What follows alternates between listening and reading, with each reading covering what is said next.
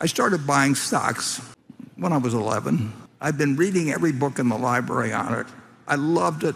My dad, it was his business, and I'd get to go down to his office and I'd read the books down there, and I saved the money. And finally, by the time I was 11, I could buy a stock, and I could tell you at that time, I went to New York Stock Exchange when I was 9. My dad took us to New York, each kid to New York once, and he took me. I went to the New York Stock Exchange, and I was in awe of it. And I could tell you how the specialist system worked and the odd lot arrangements, and I could tell you history of finance and all of these things. And then I got very interested in technical analysis and charted stocks and did all kinds of crazy things, hours and hours and hours, and saved money to buy other stocks and tried shorting and I just did everything. And then when I was either 19 or 20, and I can't remember exactly where I did it or something, I picked up a book someplace. It wasn't a textbook at school, but it was in Lincoln,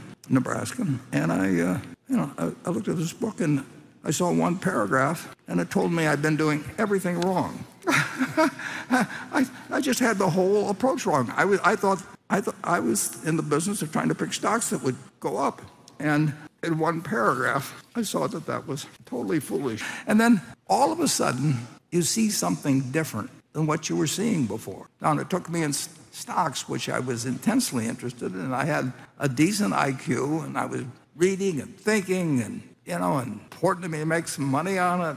I had every motivation in the world. And then I read a paragraph, actually, in chapter 8, I think it was, of The Intelligent Investor. And it told me that I wasn't looking at the duck, I was looking, now it was the rabbit, whatever it may be. And whether you call it a light bulb, whether you call it, a moment of truth, whatever it may be. And that happened to me in Lincoln. I mean, it changed my life. If I hadn't read that book, I don't know how long I would have gone on looking for head and shoulders formations and 200-day moving averages and the odd-lot ratios and a zillion things. And I love that kind of stuff, except it was the wrong stuff I was looking at. And I've had that happen, and Charlie's had it happen, I'm sure. It happens a few times in your life. And all of a sudden, you see something important that, why in the hell didn't I see this in the first place? Maybe it's a week ago, maybe it's a year ago, maybe it's 5 years ago, maybe it's learning how to get along with people. I mean, whether actually it's better to be, kind or not, or whether, they're just learning how to have, if you want the world to love you, what you have to do, or what it's, when you see it, but you didn't see it for 10 years before. And I don't know whether Charlie's got some thoughts on that or not, but that's happened in a few situations in business where I've looked at a company for a decade, and then there's something that it just all gets rearranged in your mind, and you can say, well, why didn't I see this 5 years ago?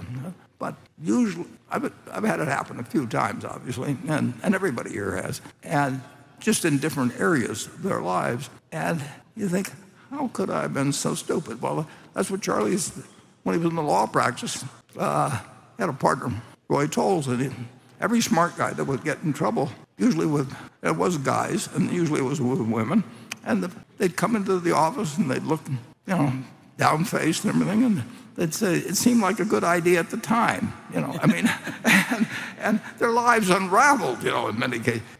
So there is that apperceptive mass that's sitting in there inside somehow, and every now and then it produces some insight. It's better, actually, if it produces insight into your behavior than whether it produces insight to make money. And some people never get it, and they wonder whether their kids hate them or whether there's nobody in the world that would give a damn whether they live or die. In fact, they prefer they die because then they've been courting them for their art collection or whatever it may be. It just, Charlie would say, just write your obituary and reverse engineer it, and not a crazy idea.